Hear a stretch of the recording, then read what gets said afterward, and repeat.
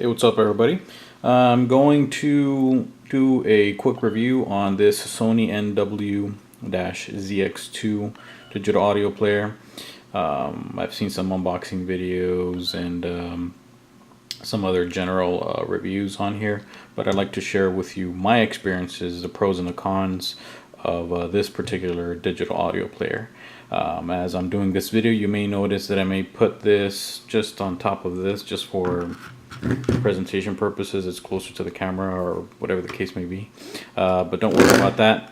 That's just something else, and I'll probably make another video on that. But this video will be just for, at least for the meantime, for this digital audio player from Sony. Also, as a quick reference, the headphones that I used to pair up to listen to this digital audio player are the Sony ND-R1As. One thing that I do want to point out is that depending on the ohms of your headphones, if it's more than 25, 26 ohms getting up there, the sound that you're going to get out of this digital audio player may not be sufficient enough, or at least the power that this has may not be sufficient enough to power headphones that essentially are power hungry. So these aren't. These are 24 ohms, so this digital audio player can easily power these headphones. And with that being said, I'm going to start with the first pro of this digital audio player is that the sound quality is great. It is excellent. It's the best that I've actually heard on any digital audio player that I've personally owned. I haven't really ventured beyond this particular digital audio player. As far as high res, this is actually my first high res digital audio player, but as far as beyond that, as far as past experiences that I've had with other just regular MP3 players, this is the best sounding digital audio player I've ever heard, and the quality is just excellent. Of course, just because this is a great digital audio player, that doesn't mean that you can feed it basically MP3s and expect a great high resolution sound out of it. It will try to do its best to try to make it sound as good as possible. But if you're going to get one of these, if you're going to lay down the money for these, I suggest just putting high resolution audio files here. Don't mess with MP3s or old stuff that you have lying around.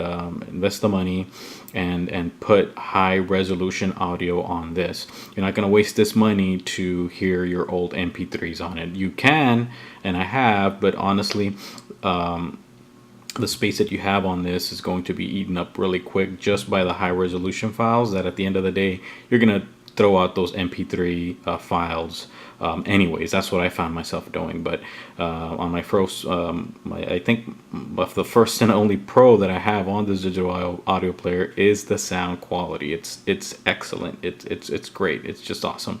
With that being said, the frequency of this particular digital audio player is 20 to 40,000 kilohertz, in case you're interested in knowing that.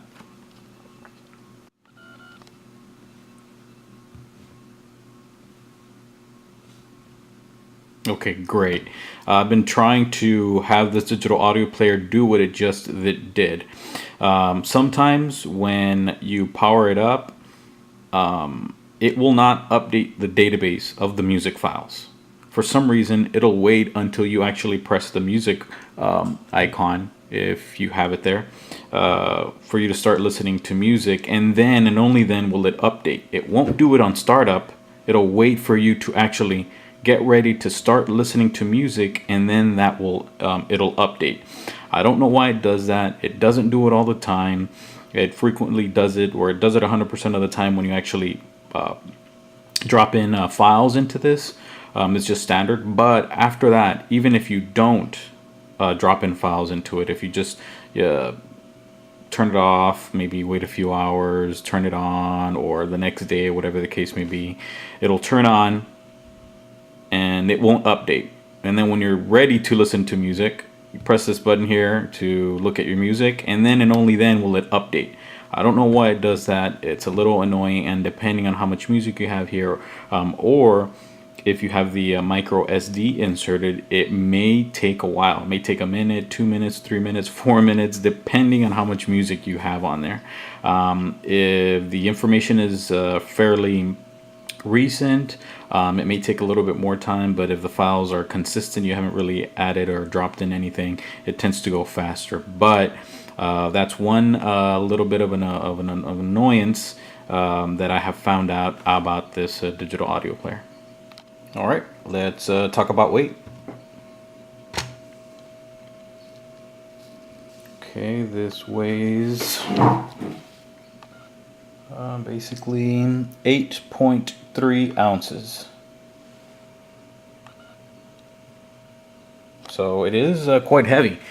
I mean, it's just slightly heavier than a smartphone. But if you're going to, let's say, for example, take this running or jogging, which I definitely don't recommend, it's definitely going to be slapping around in your bag or wherever you have it, or your pocket, or whatever the case may be. So it's definitely, at least in my opinion, slightly heavy for a digital audio player. But if you're like me and basically essentially you just use it around the house, you don't necessarily take it into hazardous environments such as running or anything like that. But if you keep it in the house, the weight necessarily isn't an issue. Sometimes I'll just be here in my laptop and just have this right next to me. So the weight essentially is a non-issue for me. If I have to go somewhere inside the house, I'll just put it in my pocket. And okay, we got a phone call there. But essentially, at least weight-wise, it could be an issue for you. I mean, it's definitely a con. But if you talk about the premium components that it has in there, you then will understand why it weighs so much. It has a lot of premium components in here. I think it even has like a gold chassis or something like that. So there's definitely a lot of, it's just not heavy because it's made out of steel. Like, I mean, I don't think there's any steel on here. The frame is aluminum, to my understanding, and then it's gold plated, and then the rest of the components are electronic components. So there's definitely, it's not like there's lead in here, like, you know, half a pound of lead or anything, but it's the weight is because of all the components that are in here. It's just not dead weight. It's there for a reason, but weight may be an issue for you. You can connect this via Bluetooth to maybe your car stereo system. In my experience, it does work quite good.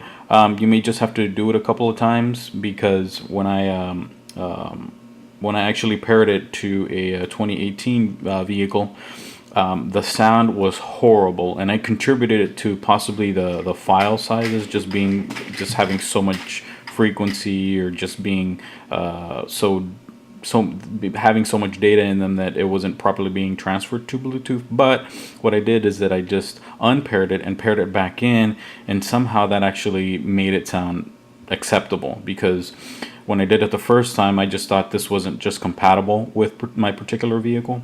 But when I did it a second time, it worked great. The first time that I did it, it sounded like, honestly, like a low quality audio file that was turned up way too high. It was just distorted. So yeah, if you have that problem, just unpair it, pair it back in. Maybe you might have to do it a couple of times. So I don't know what the deal is, but yeah, that may happen. Okay, so we have the unit charging here. I have it via USB over here. What I've noticed sometimes is that I'll leave this here, and this has to do with how sluggish the operating system is. And in general, it's okay. It's not bad, I'll be honest with you, but sometimes it is a little sluggish. I've left this on for a couple of hours, and I'll come back and I'll notice that it really hasn't changed, or just changed a couple of percentage points. But sometimes it will update real time the charging. Sometimes you may have to refresh it, or I've actually had to disconnect it and refresh it sometimes. Let me see. Storage, no storage. Battery. Okay, this time it didn't do it. I'll try to get it on video where it does do it, but I've noticed that sometimes it does not update the charging in real time, which kind of sucks, because if you're walking by and you see that it's not at 100%, you're going to continue just having it plugged in. So it's pretty inconvenient not to be able to know whether it's fully charged or not.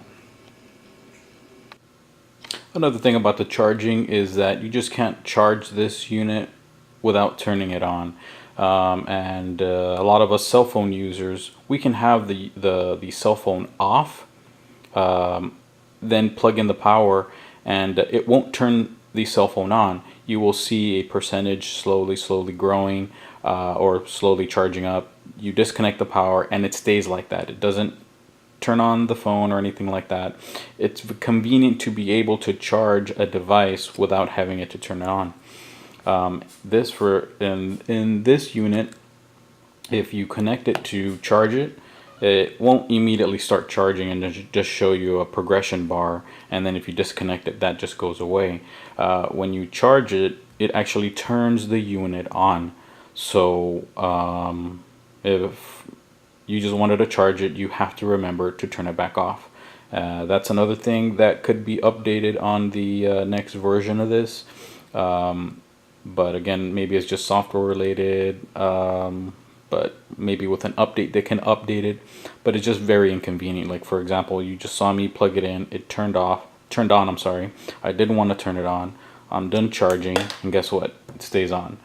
You got to remember to turn this thing off. So that's another thing that could be updated or changed. It's just inconvenient. Again, for this price tag, you should not have to deal with that inconvenience.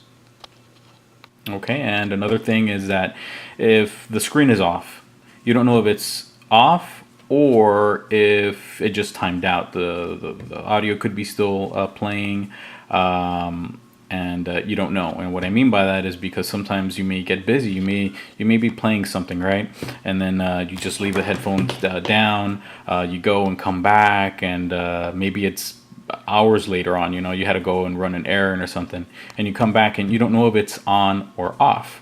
If you press the next song, it won't, the screen doesn't come off and tell you if it's on or off. Forward, play, pause, volume down, volume up. The only way that you know if this thing is already on is if you press the power button. There is no home button. You can't turn on the screen here. You have to press the power button, and then you know that, oh, I was listening to this song or whatever the case may be. The only thing that sucks is that, and I'm going to turn this off to show you, is that this same button is the one to turn the unit on. So if you come back and you think it's, let's say you go somewhere, you come back, and then you forgot whether it was playing or not. You just can't be like, okay, well, was I playing a song? No, I can't turn on the screen to double check, so what do you got to do? You have to use this same button to turn on and turn off the unit, and to lock and unlock the screen, you have to press it. Okay, and then you're like, okay, well, was it on or was it off? Oh, it was off, and I just turned it on. So now you have to wait for this thing to start up, to fully start up, and then turn it off. So that's what I mean by having this one button do the unlocking and locking of the screen, and also powering the unit on and off. It just kind of sucks. I wish they had like a separate button to just check whether or not the unit is on or off, because maybe you want to keep it on, or maybe you want to turn it off. But in that situation, it sucks. So see, I had it. So if in this case, if I had turned it off, went away, went back, and I just wanted to see if it was on or off, I wasn't able to check unless I actually turned the unit on and found out, oh, it's on, and then now I have to turn it back on. So that's a little bit of an inconvenience that honestly, for this particular price tag, there should be another easier way to check. Another thing is the actual internal memory size of the unit is 128 gigs, which is fair for a bit of high resolution music. But if you want, you can expand it here on this micro SD card. Unfortunately, Sony decided to give it a cap, a 128 micro SD card cap. So if you get anything beyond that, it's not supposed to work. I haven't tried it on bigger ones, but I think that's a little bit of a there's no reasoning for that. You know what I mean? Our cell phones sometimes, I believe some of the Samsungs with the Samsung S9 or S10, or even the current S9, I believe, has like a cap of maybe 1 TB or something like that. So I mean, I mean, if cell phones are able to do it, this unit should be able to do it. At least 256 gigs should have been the cap, in my opinion, at least based on the amount of files sizes that Sony knows are going to go in this thing, and people like me are going to keep purchasing and acquiring more. And so yeah, it's I think that's a little bit of a shame that the memory card expansion was capped at 128. To my understanding, this model came out in January 2015. Sony can easily update this model. It's an NW-ZX2 model. They could do, I don't know, like a NW-ZX3 model and totally discontinue the this current model, but they've decided not to do so. But I think that's, in my opinion, a very poor decision by Sony to cap this at 128 gigs. Because I'll be honest with you, in the few months that I've owned this unit, which is like 3 months, I've acquired over or close to 400 gigs of just high resolution music. So as you can imagine, I mean, that's 3 months. You know, what's going to happen in the next 6 months? You know, so yeah, that's pretty insane as far as the amount of data that some high resolution files can get. Actually downloaded a DSD album in 11.2 megahertz, which was around maybe 10 or 11 gigs by itself. So as you can imagine, it adds up pretty fast. Another thing is sometimes it tends to be a little sluggish. I will sometimes press an icon, and you will see the icon light up or change. It'll have an animation and it won't do anything.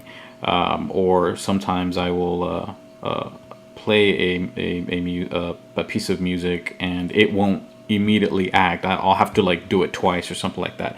It didn't do it there, but I have recorded an instance where it does do it. I'll go ahead and I'll put that right now. Alright, here I have the digital audio player started up. I go to my music here. Go to artists.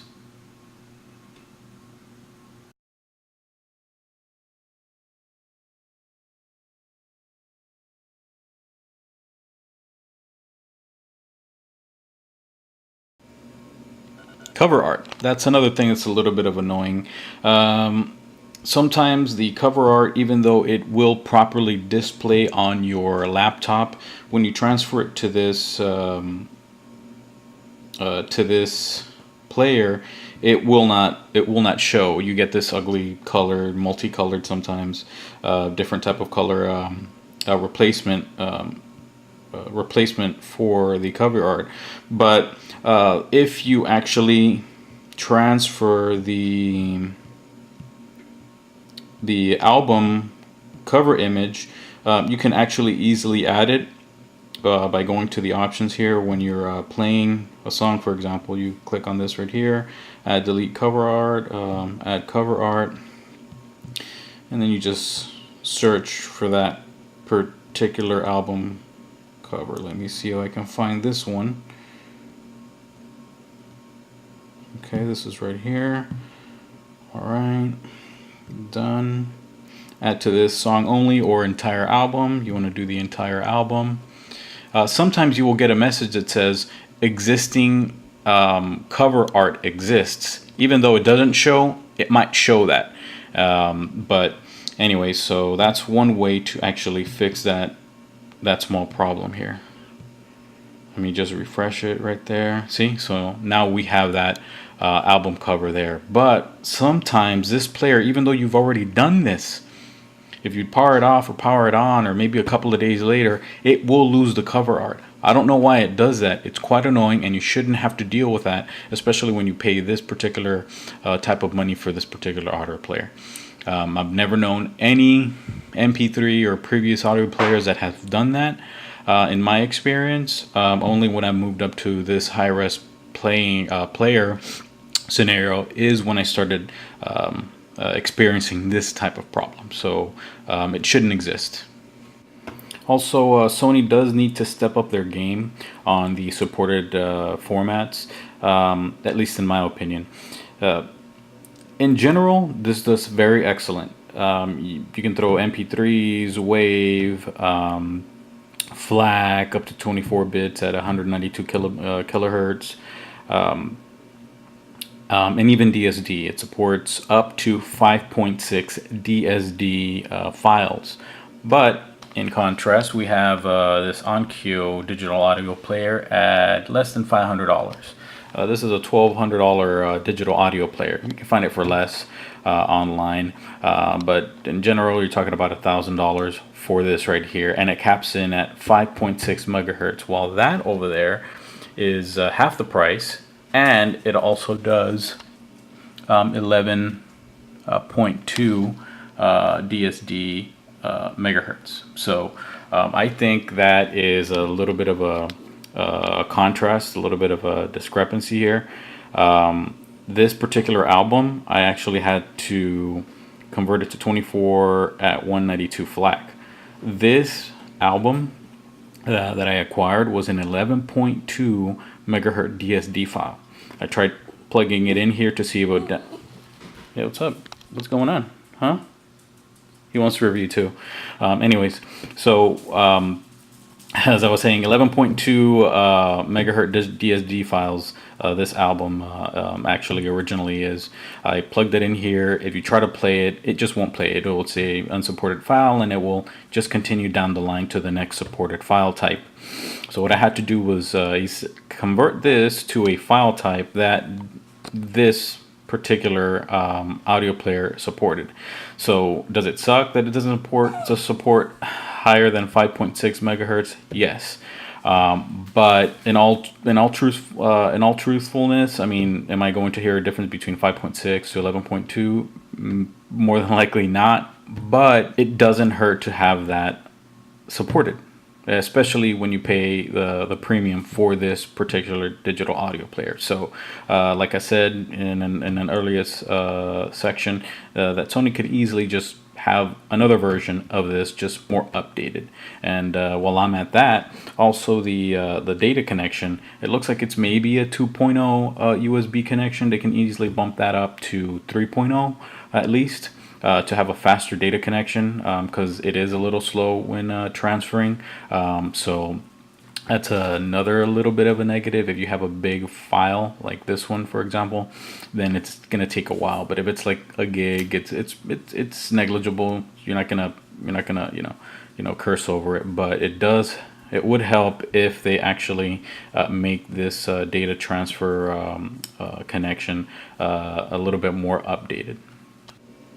And finally, personally, I don't know why some people would use a whole bunch of apps on this, gaming apps and all that stuff. I got this specifically to hear music, so I'm not necessarily going to be browsing the internet unless it's for cover art. The interface is sometimes sluggish to begin with, so I would not highly suggest adding more crap in here. That's definitely going to make this more sluggish than sometimes what it is already. So all in all, I think this player is very good for those trying to get into the high resolution arena and that love the Sony brand. I know this player is going to last me years, maybe even a decade, maybe even more, because of the premium components that are in here. That's what I guess you're paying big bucks for. But you have to kind of like do a double take. when you see other products like the Onkyo that I had showed you. There's apparently another model number, the this ZX1A, that also does support up to 11.2 megahertz DSD files and has a frequency response of 20 to 80,000 kilohertz. And you're talking about an $800 product over there. This is $1,200, and it limits you to 20 to 40,000 kilohertz. Now, I mean, you're gonna have people that say, well, the human ear can't hear past 20,000 kilohertz, and depending on your age, you're lucky if you hear past 16,000. Well, that's your prerogative. You're more than welcome to stick to that particular type of mentality. But when we're outside, when we're in the real world, when we're at concerts, when we're, basically in natural environment, the world does not cut off those higher frequencies just because we can't hear them. We don't live in a 20 to 20,000 kilohertz world. We live beyond that. Whether we're able to perceive it audibly or not, that's something else. But there have been studies that actually higher frequencies stimulate brain activity. So that's why maybe some people think that hearing higher quality music compared to lower quality music, that some people say it's like a placebo effect or something like that. I tend to argue otherwise. I have not seen any studies that concretely indicate that higher frequencies do not affect brain activity, or even lower frequencies, or how they're perceived. So as far as higher frequencies, if the world gives me beyond what I can hear, basically that's what we want to replicate. I mean, when we talk about other things such as TVs, we want to replicate as close to possible, as close to real life as possible. That's why we have 4K TVs and 8K TVs that are coming out.